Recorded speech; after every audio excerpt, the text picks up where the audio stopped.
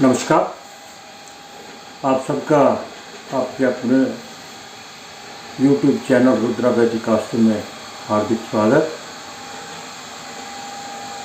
राहु के विषय में एक कदम और आगे बढ़ते हुए कि राहु मार्गकेश कब होता है, क्योंकि राहु को किसी भी राशि का स्वामित्व नहीं है। दशाओं में उसका योगदान है क्योंकि नक्षत्रों में उसको स्वामित्व मिला हुआ है, परंतु राशियों में उसका स्वामित्व नहीं है।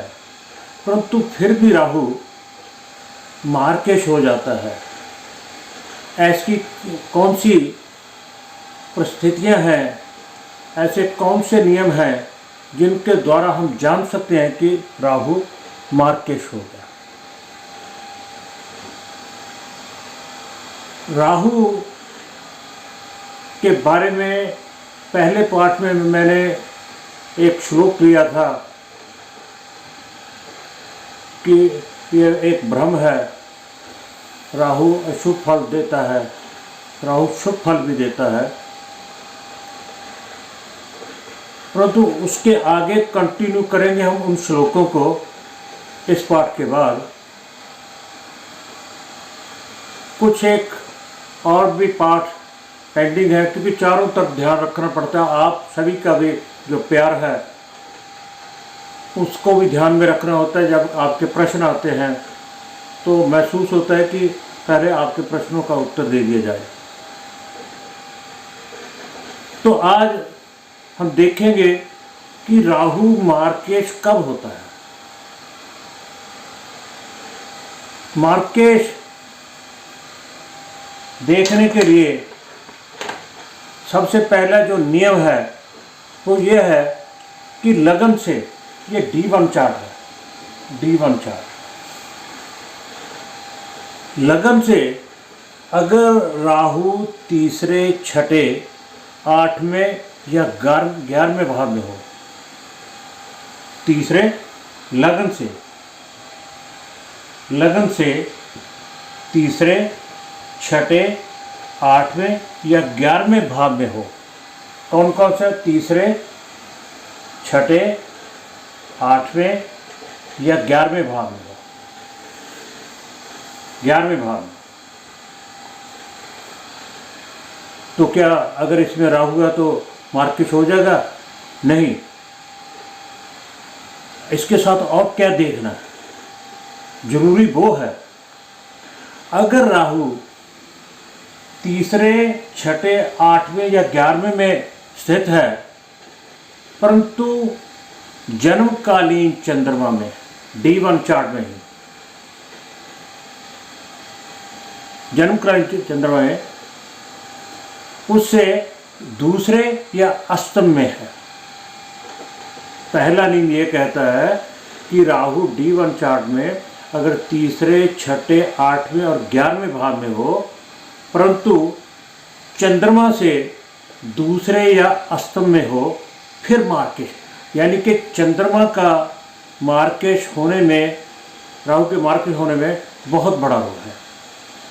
अगर राहु तीसरे में है तो चंद्रमा या तो यहाँ हो, चंद्रमा से दूसरे हो गया, ठीक है, या फिर यहाँ हो। 1 2 3 4 5 6 7 8 चंद्रमा से दूसरे या अष्टम में हो,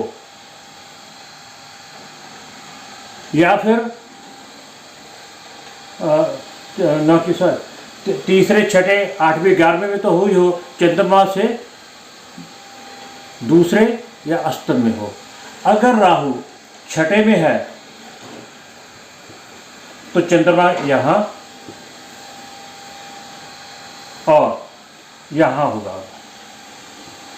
1 2 3 4 5 6 7 8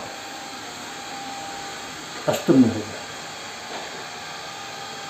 इसी प्रकार अगर राहु यहाँ पर है, अष्टम में है, तो चंद्रमा सप्तम में हो, और या फिर ये जो है राहु चंद्रमा से अष्टम में हो। अगर 1 2 3 4 5 6 7 8 यहाँ पे, या तो दूसरे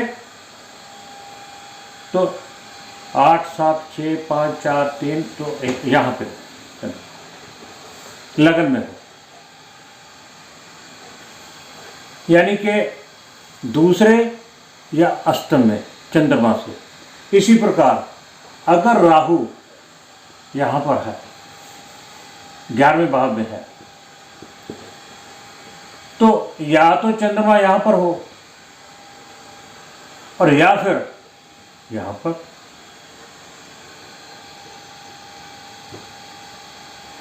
यहाँ पर 1 2 3 4 5 6 7 8।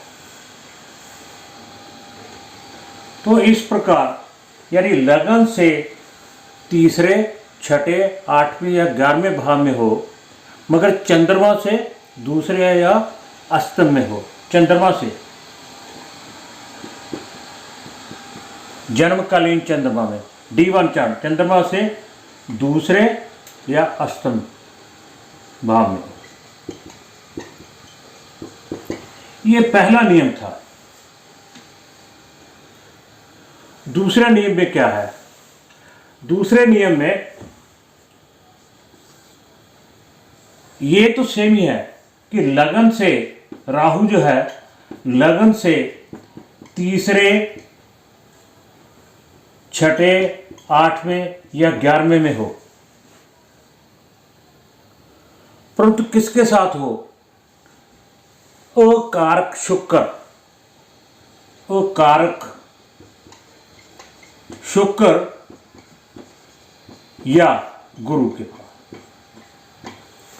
मैंने शब्द बरता अकारक, यानी शुक्र या गुरु के साथ हो इन्हीं भावों में। कौन कौन से?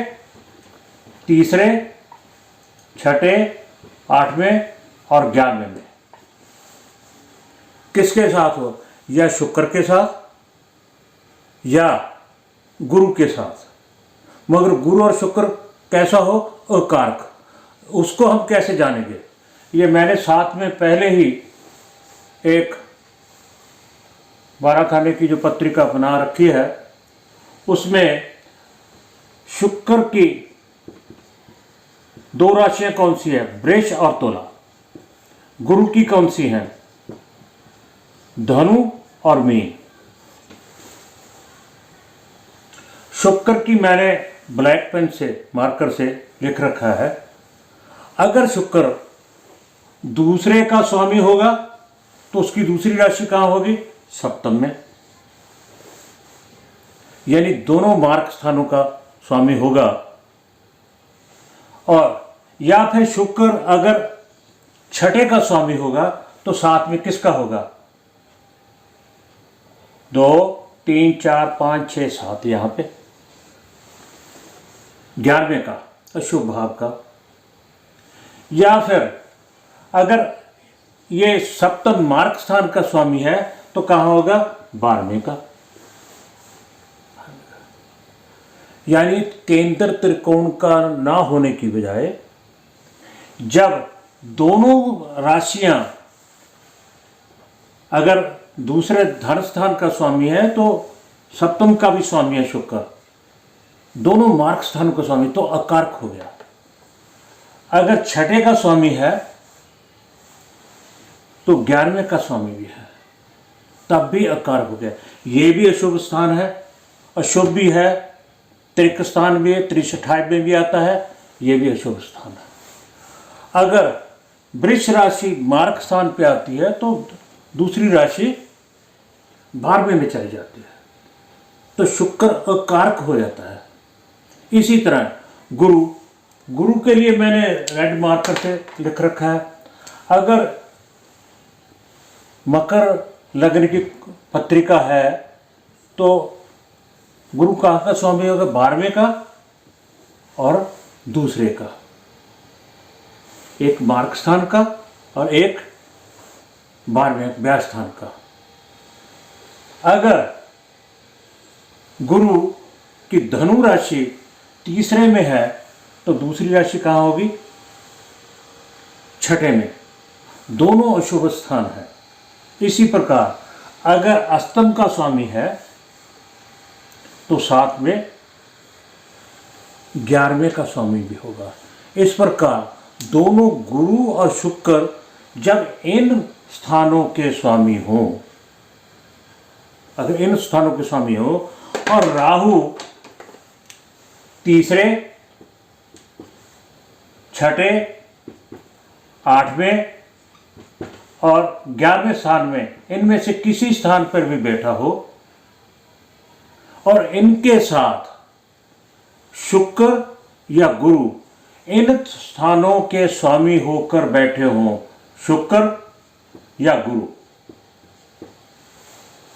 शुक्र या गुरु, शुक्र या गुरु, तो वो मार्केश हो जाता है। अगर तीसरे और छठे का गुरु स्वामी है तो कुंडली में दोनों अशुभ स्थानों का स्वामी है और गुरु कमजोर है और उसके साथ कुछ पावर जो है राहु से युति होने के साथ चली जाती है, तो इसलिए वो मार्केश हो जाता है, प्रबल मार्केश हो जाता है। इस बात का हमें ध्यान रखना चाहिए। और तीसरा, अगर राहु वृष राशि में है, अगर राहु वृष राशि में है, वृष राशि किसकी है? शुक्र की है, वृष राशि में, और शुक्र के ही साथ है, शुक्र के ही साथ है। अगर तो वो 3, 6, 8 और 11 में ये भाव है, ये भाव है, तीसरे भाव में वृष राशि है और साथ में राहु के साथ शुक्र है, तो वो अरिष्टकारी तो होगा, अरिष्टकारी तो होगा, मगर मार्केश नहीं होगा। मैं ये पहले क्लियर कर दूं, फिर प्रश्न आएंगे। अगर क्योंकि शुक्र अपनी राशि का हो गया, यहां पर शुक्र जो है, अगर दूसरे देखें ना, दूसरी राशि कहां चली गई? 2, 3, 4, 5, 6, 7 यहां चली गई, यहां चली गई। मगर शुक्र उसे दोनों भाव तो अशुभ हैं, ये अशुभ नहीं है, दुख नाथ जरूर बोल देते हैं इसको, परंतु अरिष्ट होगा, मार्केश नहीं होगा, क्योंकि शुक्र अपनी राशि का होकर वहां बैठा है। इस बात का भी ध्यान रखना चाहिए। यानी कहने का भाव है, अगर राहु वृष राशि का होकर 3, 6, 8, 11 में बैठा है, वृष राशि, और साथ में शुक्र है, तो वो अरिष्टकारी तो होगा, मगर कष्ट तो देगा, पीड़ा तो देगा, मगर मार्केश नहीं होगा। अब तीसरा नियम क्या है, उसकी ओर बढ़ते हैं। तीसरे नियम में लगन से दूसरे, तीसरे या छठे, लगन से दूसरे, तीसरे या छठे में मीन राशि, देखो दूसरे, तीसरे या छठे में अगर अकेला मीन राशि का भी होकर बैठा है, यानी यहां 12 नंबर की राशि है और राहु बैठा है, तीसरे में मीन राशि है और राहु बैठा है, मीन राशि है और राहु बैठा है, तो राहु मार्केश हो गया, तो राहु प्रबल मार्केश हो गया। मीन राशि। मैं ये नहीं कहा भी इसके साथ गुरु है, मैंने कहा राहु अकेला ही लगन से अगर दूसरे, तीसरे और छठे में मीन राशि का होकर बैठा है तो भी ये मार्केश हो जाएगा। तो इसके अलावा लगन से अगर अष्टम में राहु है, राहु अष्टम में है या 12वें में है, राहु अष्टम में है या 12वें में है, प्रश्न आएगा, इसलिए मैं पहले ही क्लियर कर रहा हूं। अगर राहु लगन से अष्टम या 12वें में होगा तो वो मार्केश नहीं होगा, मगर कष्टदायक बहुत होगा, कष्टदायक होगा, मार्केश नहीं होगा। मैं एक बार फिर रिपीट कर दूं, अगर राहु लगन से तीसरे, छठे, 8वें, 11वें भाव में हो और चंद्रमा से दूसरे या अष्टम में हो, लगन से तो तीसरे, छठे, 8वें में आ गया तो हमें चंद्रमा भी देखना होगा भी चंद्रमा से क्या दूसरे में है, मैंने पहले एग्जांपल देकर बता दी है, तो वो दूसरे या अष्टम में हो तो फिर वो मार्केश बन जाता है। दूसरा नियम ये था, तीसरे, छठे, 11वें, अष्टम और 11वें में तो बैठा है और साथ में बैठा है शुक्र या गुरु। कैसा शुक्र या गुरु? अकारक। अकारक कैसे होते हैं मैंने यहां पे समझाया आपको,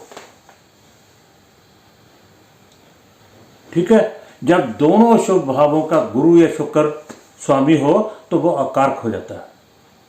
जैसे दोनों मार्ग स्थानों का स्वामी हो गया, हालांकि ये केंद्र है मगर ये मार्ग स्थान है, ये धर स्थान है, अशुभ स्थान नहीं है, दोनों मार्ग स्थानों का हो गया, स्वामी हो गया, तो वहां पे वो अकारक हो जाते हैं। अगर अकारक गुरु या शुक्र के साथ 3, 6, 8, 11 में बैठा है तब भी वो मार्केश हो जाएगा। वृष राशि में अगर वो शुक्र के साथ बैठा है, वृष राशि अगर शुक्र के बैठा है तो वो अरिष्ट तो होगा मगर मार्केश नहीं होगा, मार्केश नहीं होगा। और चौथी बात बताई थी कि अगर लगन से दूसरे, तीसरे और छठे भाव में मीन राशि का होकर बैठा है, मीन राशि का होकर बैठा है तो भी मार्केश हो जाएगा। ये जरूरी नहीं भी उसके साथ गुरु हो, अकेला अगर दूसरे, तीसरे, छठे में बैठा है तब भी वो मार्केश हो जाएगा। अगर वो लगन से अष्टम या 12वें में बैठा है तो अरिष्ट होगा मगर मार्केश नहीं होगा। इस पाठ में इतना ही, अगले पाठ में श्लोक लेकर हाजिर होऊंगा। हो सकता है 1 या 2 दिन बीच में वीडियो में अपलोड नहीं कर सकूं, तो उसके लिए पहले मैं क्षमा याचना करता हूं। कृपया मेरी वीडियो को लाइक, शेयर और सब्सक्राइब जरूर कीजिएगा। आप सभी का बहुत बहुत धन्यवाद। अगर कोई प्रश्न हो सकता है मैं कोई गलत बोल गया हूँ, जैसे महानुभाव ने पीछे मेरे को पॉइंट आउट किया, तो अगर हो तो मेरे को ज़रूर बताइएगा, मेरी भी नॉलेज में वृद्धि होगी। और आप सब अगर कोई प्रश्न हो समझने में तो आप आज़ाद हैं, किसी समय भी कर सकते हैं। कृपया, आप ही का चैनल है, मैं आपके लिए हूँ। आप सबका धन्यवाद।